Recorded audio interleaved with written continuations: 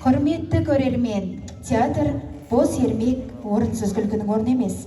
Ол ақыл мен сезімге нәр беретін орын. Қойылым барысында аялы телефондарыңызды дыбыссыз режимге қоюларыңызды сұраймыз. Спектакльді бірге тамашалайық.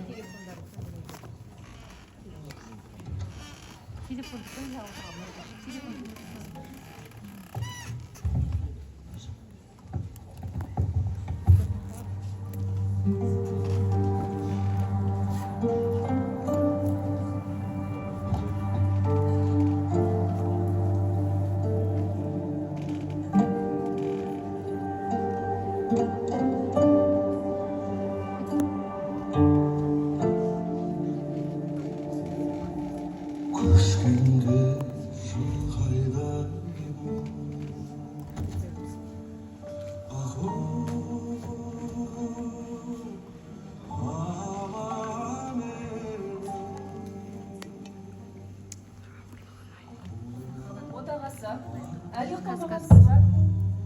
Таңдырды ғой, демалсаңызшы. Демаламын ғой. Мынаның қызығына кіріп кеттім. Қанекте? Мен бір таңба ойлап таптым. Оны жуан дыбыстың қасына қойсаң, жіңішке келеді. Мысалға, аның қасына әлі, оның қасына өне, аның қасына әлі. Сен қалай ойлайсың? Қай таңба жасы да ойлайсың? Барлығы да әдемі екен. Бірақ та жазуға оңайсы жақсы шығар. Мысалға, мынау. Дұрыс айтасың. Шынымен де осы таңба балаларға жазуға, әлі оқуға қолайлы болатын секілді. Жаңа газет осы әріптермен шығар ма? Егер де үлгеріп жатсақ, осы әріптермен шығарамыз деген ойымыз бар. Ал газет басқаша шығады. Газетті шығару үшін маған 5-6 айға қажет болады. Жарайды. Таң атып қалған екен. Мен Міржақыппен бірге осы газеттің қаржысы жөнінде ақсақалдармен ақылдасып келейін. Жүріңіз, мен сіз шығарып салайын.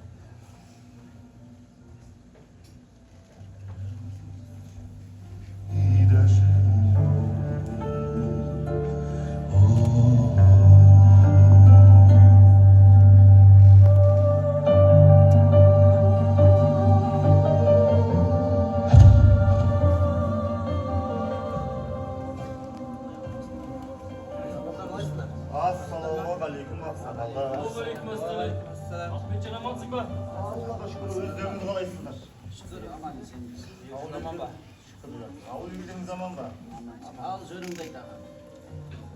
Енді жөнімді айтатын болсам ақсақалдар, алдыңғы жүздескенде айтқанымдай, мынау газет деген дүниенің қаншалықты халыққа керектігін айтқан болатынмын. Иә. Енді біз бұл газетті шығарудағы көздеген мақсатымыз елге жақсы сөз айту, халықты өнерге, білімге тарту. Жамандық болған кезде жақсы сөз айту. Сонда бір қойға неше газеттен келеді? Енді оны есептейтін болсақ, қазіргі таңда бір қойыңыз 5 сом. Иә. Ал бір жылқыңыз 25-30 сом. Енді бізге газеттің бір номеріне 50 қойдың құны кетеді. Ой, онда ода тұрған ештеңе жоқ қой? Ой, бізде. Енді ақсақал ол бір ғана номердің құны. Ал бізде бір айда 4 номер шығады. 4 номердің құны 200 қойдың құны. Ой, бұрмай. Сонда ол 4 номердің барлығын шығару керек пе? Иә. Ақша жағы шығарып, өр басып, ақша бермесе, газет деген оңай жұмыс емес. Солай ғой, ақсақал. Өзі тұрмыспаған елге патша жарлықта шығармайды, ақша да бөлмейді. Оны өздеріңіз де білесіздер жалпы. Білме, үкімет қолдамаса, мына отырған 10 шақтымыздың жинаған 5-10 қойымыз не болады дейсіз? Түк те болмайды. Ал енді ақсақал, бұл жердегі 10 шақтымыз емес, алыс жақын жуық жердегі ағайындар да өз көмектерін бере жатар. Және де газеттің саудасы болады. Тек қана сіздерге қол жайып қалмаймыз. Газет дейсіңдер, бұл өзі рұқсат етілген нәрсе ме? Баяғы петицияларың сияқты артынан қуғын жүрген болып жүрмей ме? Қазір заман құбылып тұр. Кішкене қоя тұрсақ қайтеді осыны? Жөн. Ақсақал қоя тұр дейсіз. Мен сізге бір мысал айтайын. Америка деген ел бар. Америка. Осы әлемдегі ең білімді, ең өнерлі халық. Сол елде былтырғы санақ бойынша 12.935 газет журнал шыққан екен. Ал енді француздар алатын болсақ 8.935 газет шыққан. Германдарда 8.200 газет шыққан. Мынау Ресейді алатын болсақ 2058 газет шығарған. Ал тіпті мына жанымыздағы татарларды алатын болсақ, олардың өзінде 10 шақты газет бар. Татарлардың өзінде дейме? Ал бізде ше, бізде бұлардың бірі де жоқ. Ағам жөн айтады. Бүгін өнер білінген малымызды аясақ ертең өлгеліп келе жатқан өзге жұрттың алдында ұрпағымыз ұятқа қалады. Және де ақсақал тағы да ескерте кететін жайт. Сіздер 1000 қойға пәленбай салық төлейсіздер. Ал мұның барлығы заңсыз. Ресей мұжықтары оның бірінде төлемейді. Міне, осының барлығын халыққа жеткізу үшін де газет керек ақ.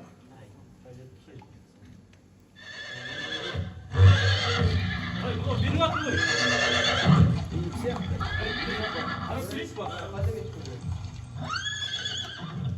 Қайда кеттіңіздер ақсақал? О, Тобай.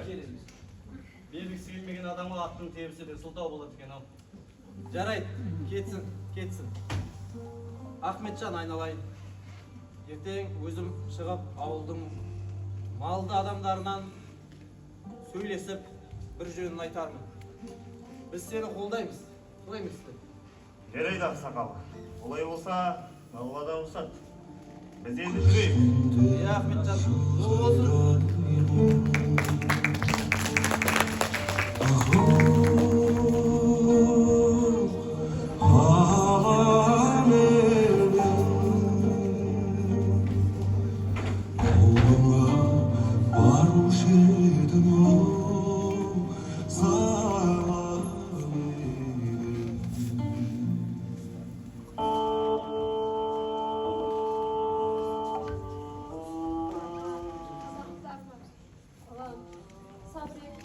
Ертең әкең бірдеңе тауып келеді.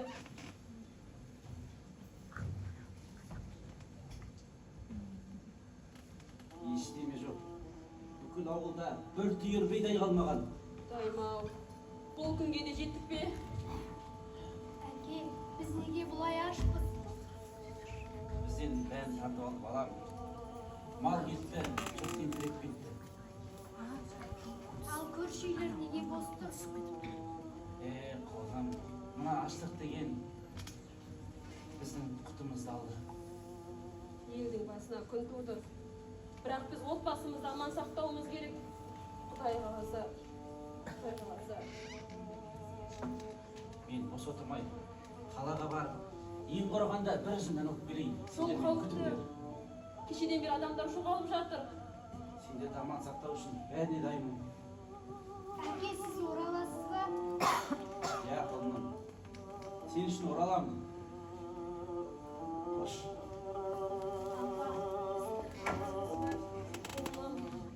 Біз мықты болуымыз керек. Бұл күндер де өтер. Апа, маған су әкеліп беріңізші. Тамағым құрғап барады. Қазір болмайды.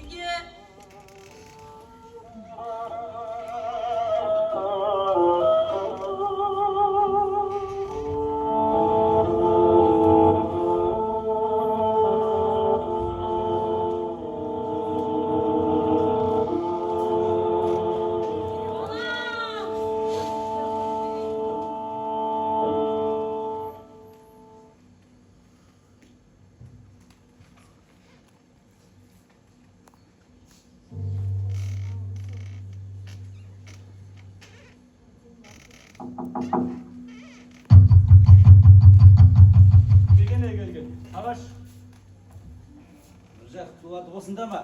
Иә, осындамыз. Бізбен бірге жүріңіз, сіз қамалға аласыз. Жоқ, әке. Инспектор, как балаға болды? Өзім, қызым, барлық жақсы болады. Қызым бол. Сабыр сақта. Ең бастысы ананың ақылын тыңда.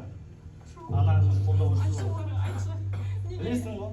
3-4 жыл бұрын дәл осындай оқиға қайталанған. Қайталып кетеді сені түсіндірші олар, айтшы барлығына. Мына жақта ақаң ағаларың да бар. Мен барам, қайтадан келетін Білші, боламын. балалар Келеміз.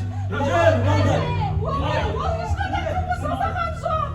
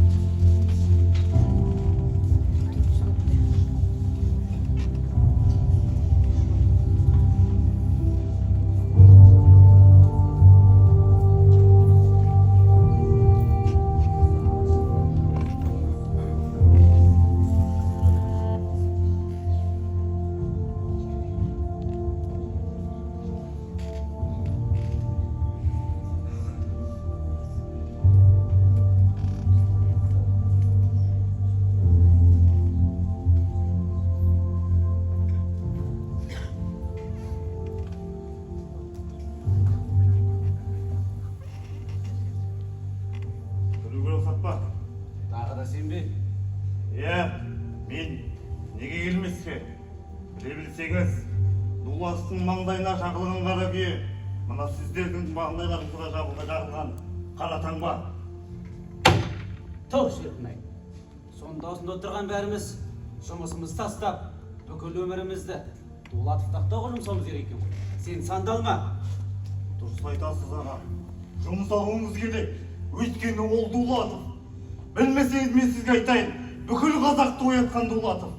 Қазақтың алғаш романын шығарған Дулатов. Сөйле. Қазақстан тарихын 300 беттік кітап қылып шығарғанда осы Дулатов болатын. Мынау сіздің алуыңызды бен көбейтуіңізді, қосуыңызды бен бөлуіңізді де шығарған осы Дулатов болатын. Тағы несін айтайын? Әлде түрмеде отырып, бүкіл түркі баласына жазған орысша сөздің жаны айтайын ба? Болды, жетеді. Шу болады ертең. Сен есті азамат едің ғой. Сау басыңа сақина тілеп, не көрінді саған? Айтсын, білсін, айқайласын, шуласын. Оның қазақ қағылған қызметін ешқашанда ешкімде ұмытпайды. Оны халық жауы дегендердің өзі қазаққа жау. Мен сізге айтайын, Дулатов ақталмайынша мен сіздің есігіңізді қаға беретін боламын. Сіздің көзіңізге көріне беретін боламын.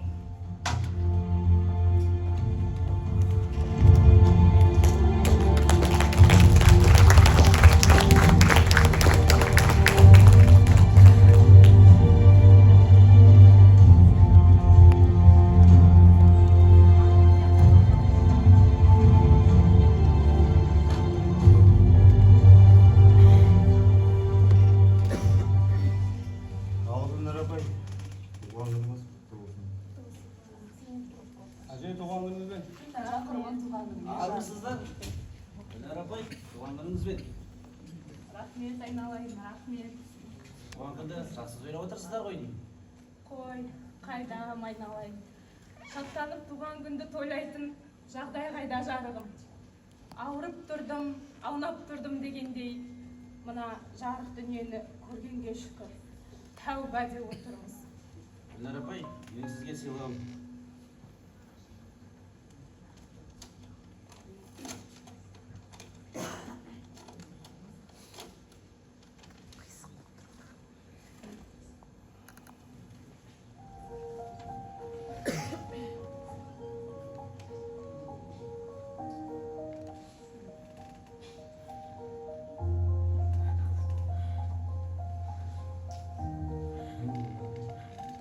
Әкешім! Әкешім, әкетай! Мен жеңдім, әкешім! Қызымның дәл туған күнінде өзімнің аппақ, кіршіксіз таза есімімді әлемге әйгіледім.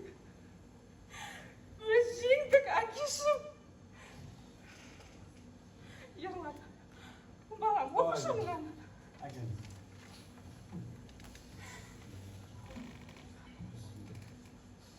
Дулатов Міржақыпты айыптау туралы қылмыстық іс қайта қаралды. Қазақ кісі жоғарғы сотының 1988 жылғы 4 қарашадағы комиссия шешімі бойынша ОГПУ комиссиясы 1930 жылғы 4 сәуірдегі үкімі жойды.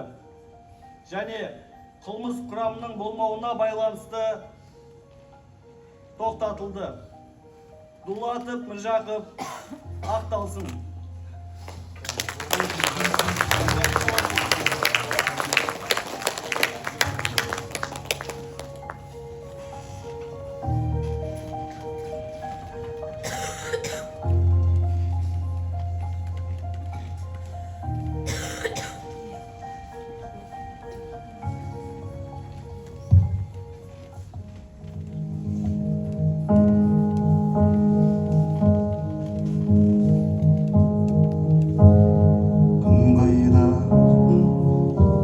Азығады нендей күшкіннің нұрын.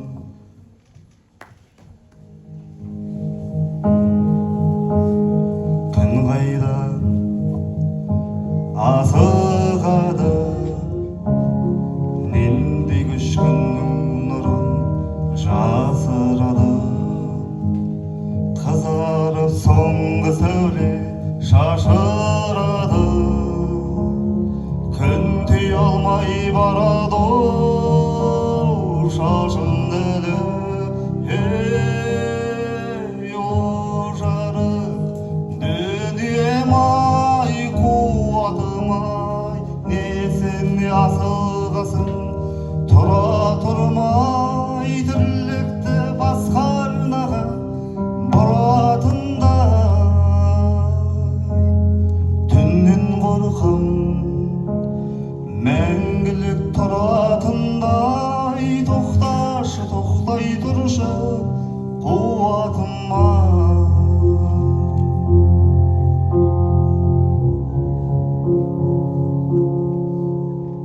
Жетпедім мұшығына күн ойланып, жел қайда асығады күн айналып.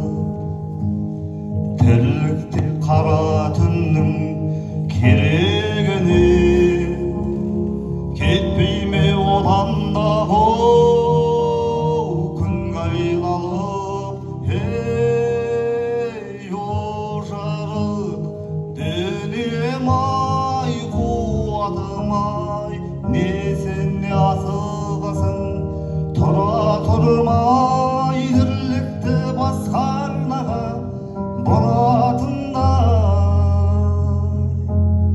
түннен қорқам мәңгілік тұратындай тоқташы тоқтай тұршы қуатым-ай.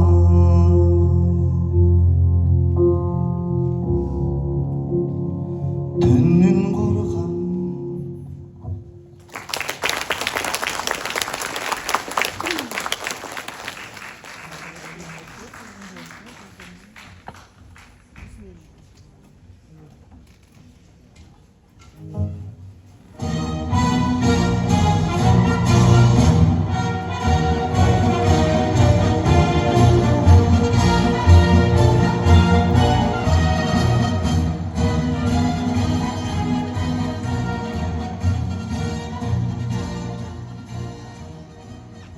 Құрметті жолдастар, ауыл тұрғындары, қаперден келген мына соғысқа ауылымыздың жас өрендерін жібергелі тұрмыз. Бұл жастарымыз отан үшін, жер үшін аянбай соғысады деген үлкен сенім бар. Біз сіздерге сенеміз жастар. Ал қазір шағын ғана уақытты қоштасуға берем. Отбасыларымен қоштасып алыңыздар.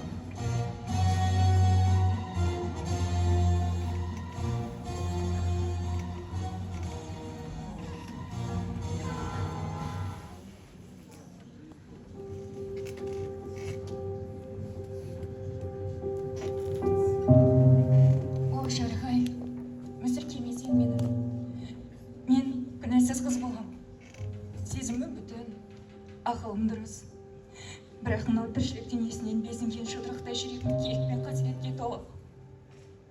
Мен өзіме адам секілдімін. Бірақ басқаларға адам емес, адам пейілін тәубаға түсіретін мүгедекпін. Қарауылдың адамдары мені көрген сайын, бұны Алла тағала тәубасына келсін. Адамдар 12 мүшесінің дін амандығына шүкір етсін деп жаратқан дейді. Солай ма жарғай? Мен саған ғана, сенің өзіңе ғана сенем. Тым болмасы үмітімді сен ақташы. Енді өз жасыма лайық қыз болғым келеді. Енді әп-әдемі, нәп-нәзік қыз болғым келеді жарғай.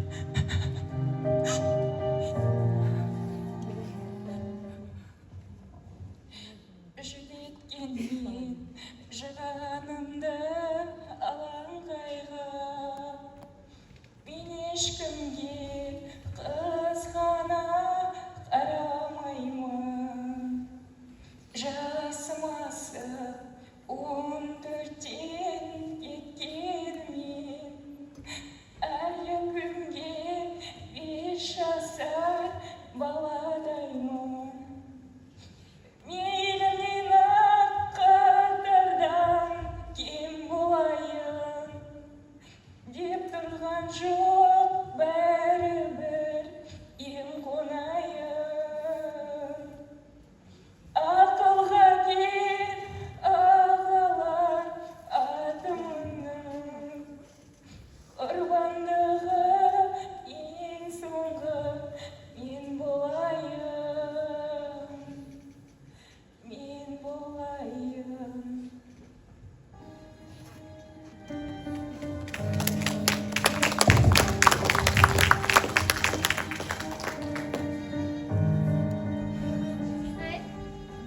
Дәл көмек керек кезде ана қызда қайда кетті екен тіпті.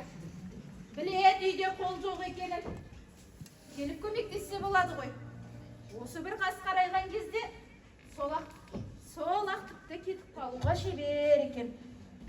Білмеймін қайда кетті. Келдің бе? Ал, қайда отыр жөніңді? Қайда жүрсің? Әй, естіп тұрмысың? Қайдасың деймін саған? Қайда болдың сонда күн қарайғанда? Мұндай уақытта әсте дені дұрыс адам жүрмес, Айт деймін саған, қайда болдың? Енді саған жетпей жүргені. Меңіреулік пе еді? Оған да жетерсің бөлігін. Меңіреуде атанарсың. Ей, қайда жүрсің деймін саған, айт. Біз адам емеспіз бе? Адам емеспіз бе дейді. Ей, бейбақ, адам сиқы жоқ. Адам сиқы жоқ. Мына бейбіне неге қарамайсың? Адам емеспіз бе дейсің? Сен бе адам? Сен бе адам? Сөзді қара, тапқан екен. Адам емеспіз бе дейді. Мал қораға қайтып, у-шуы қол жетпей жатқанда, не қылған адам емеспіз бе олай? Не қылған адам емеспіз бе? Жалғыз екеніңді білесің. Келіп көмек қолын созсаң жарар еді. Адам сиқың жоқ, адам сиқың жоқ. Құдай сақтасын. Сені Құдай аясын. Адам аяп не қылсын, Құдай аясын.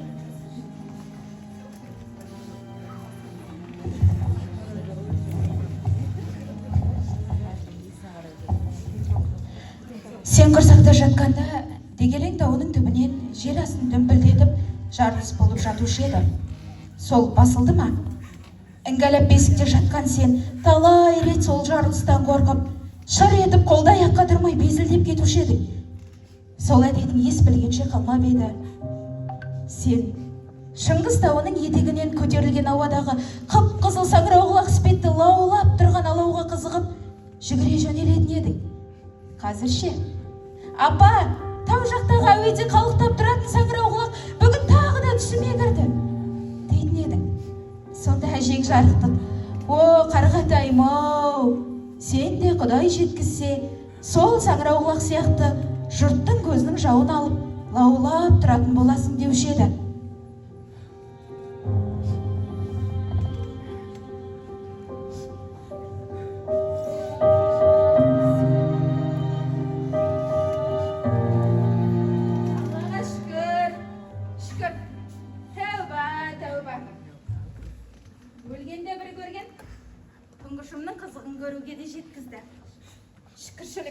Шүкіршілік. Аллаға шүкір, мың шүкір. Ей, біздің ауылда той бар. Мынаның жатсын қараңдар. Ей! Ей! Ей! Мынау бір тіпті миыға сыймайтын қонымсыз тірлікте шығарып алыпты. Мына жатсын не елді? Ей! Көзіңді аш! Ей! Көзіңді аш, ей! Ей! Құдай сақтасын. Құдай сақтасын. Өліп қалғаннан соң ба? Ей! Көзіңді аш деймін саған, ей! Ей! Ей, көзіңді аш! Ей! Ей, көзіңді аш! Ей, оян! Оян! Тұр деймін мен саған, ей! Ей! Ей, тұршы! Ей! Ха! Құдай сақтасын. Өліп қалыпты. Өліп қалыпты. Ей! Сен шынымен өліп қалдың ба? Ей! Өліп қалыпты. Ой, сабыр, сабыр, сабыр. Менен басқа.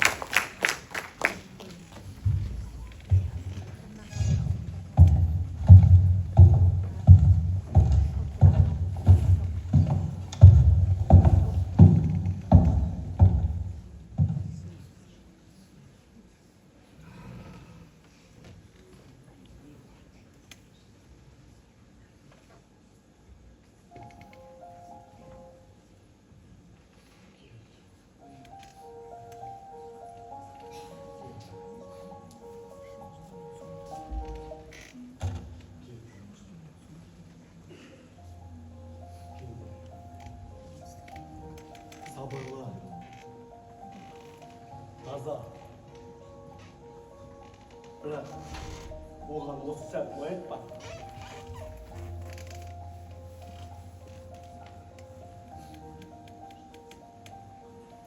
Орындық берерлері анық. Бірақ оның салмағын білмей тұр.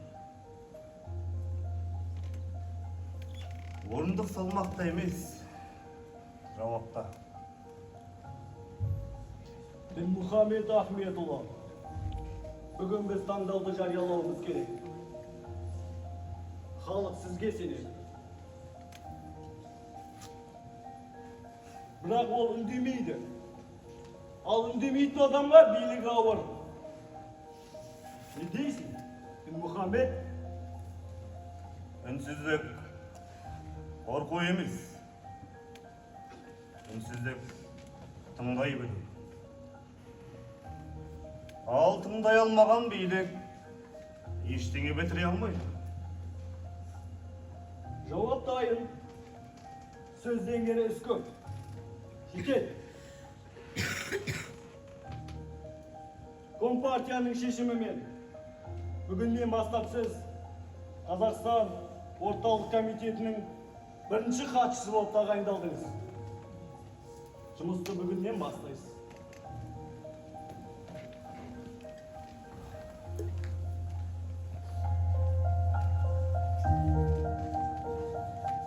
Міне орындық. Бұл отыру емес. Бұл тұру. Елдің алдында, халықтың алдында тек тұру.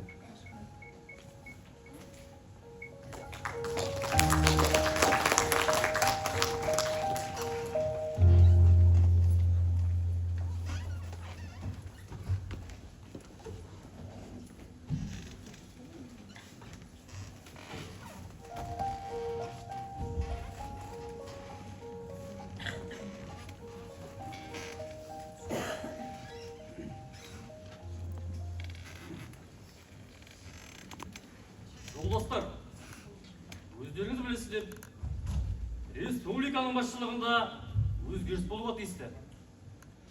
Бірақ анық емес, шешім қабылданған, уақыт тостырмайды. Дінмұхамед Ахметұлы ұзақ жыл қызмет етті. Халық оған сенеді. Бізге түсіндірме берілмейді ме? Шешім талқыланбайды. Бүгін тек жарияланды.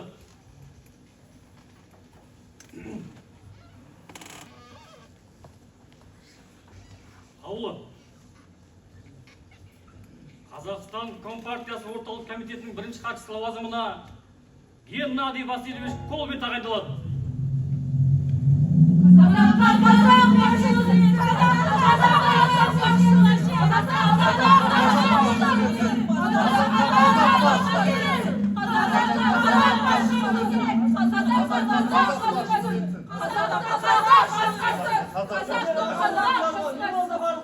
Жоқ, басшылық емеспіз. Неге қазаққа орыс келіп басшылық етеді? Орыс басқарда не болады? Неге Өзбекстанда өзбек, Украинада украин, Қырғызстанда қырғыз басшылық етеді? Қазақстанда қазақ басшылық ету керек. Сендер бұл саясат Қазаққа қазақ басшылық ету керек. Қазаққа қазақ басшылық ету керек. Қазаққа қазақ басшылық ету керек. Қазаққа қазақ басшылық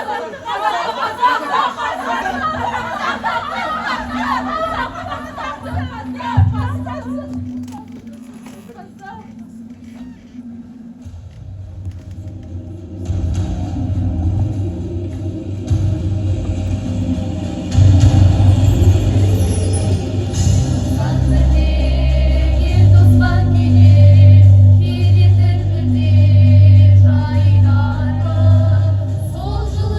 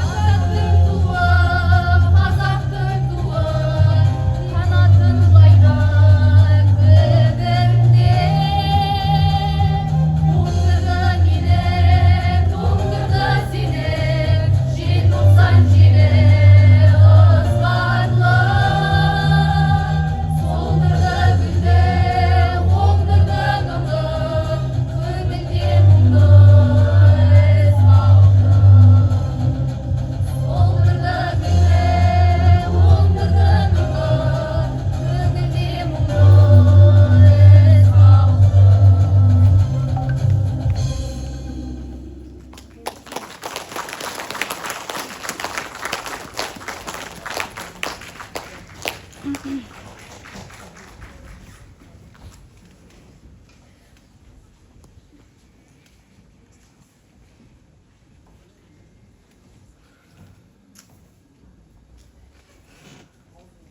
басынан талай нәубет өтті. Баласын анасынан айырған аштақ, қуғынға ұшыраған алаш зиялылары болды.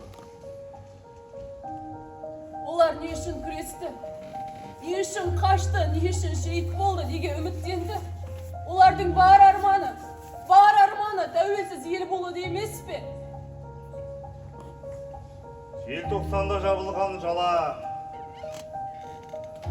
аштықтан қырылған ата-баба, қаншама көтерілістерде көз жұмған ата-баба. Осылардың барлығы тәуелсіздікті аңсаған ата-бабамыз. Ашаршылықтан аңыраған халық, қарсы шықса қамалған халық, атылған, айдалған азаматтар. Олардың рухы біздің мәңгі жүрегімізде. Елін қорғаған, жерін қорғаған азаматтар бүгінгі болашаққа сенді. Міне, осы таң сол болашақтың нәтижесі. Ал желтоқсан, жап-жас қыздар мен жігіттердің мұз үстінде тоңған сәтім. Қолында ұстағаны тек қана намысы ғана болды. Оны ешкімге берген жоқ. Міне, осы намыстың нәтижесімен жеңісі бүгін.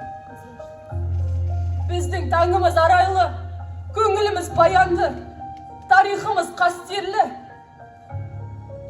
Бұл күн ұрпақтың болашағы. Бұл күн тәуелсіздік күні.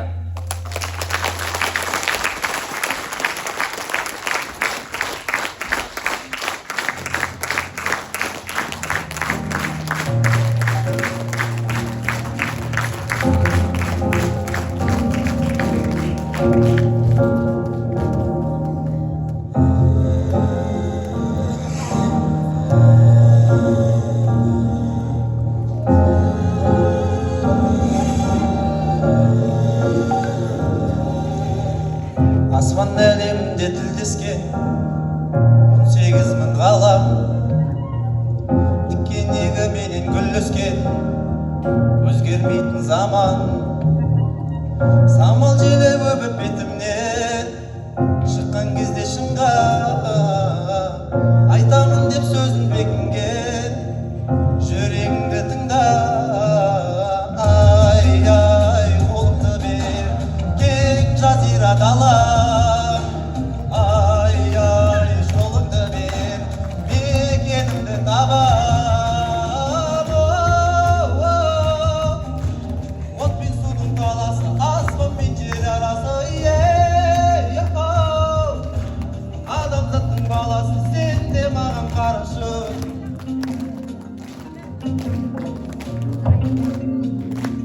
Сіздермен бірге болған Шыңғашев театры.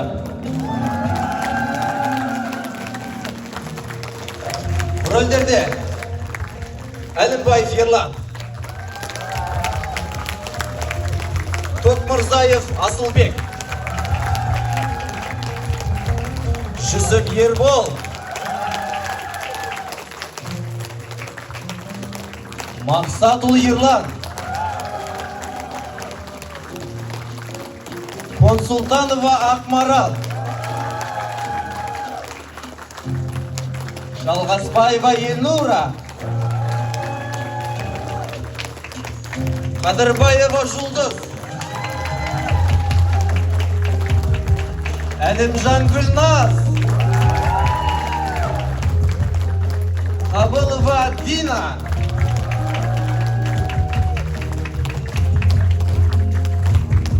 Атамурадова Ақмарал және 9-10 сынып оқушылары. Идея авторы Есіркепова Ұлмекен. және де театр жетекшісі режиссер Базарбаев Қуаныш.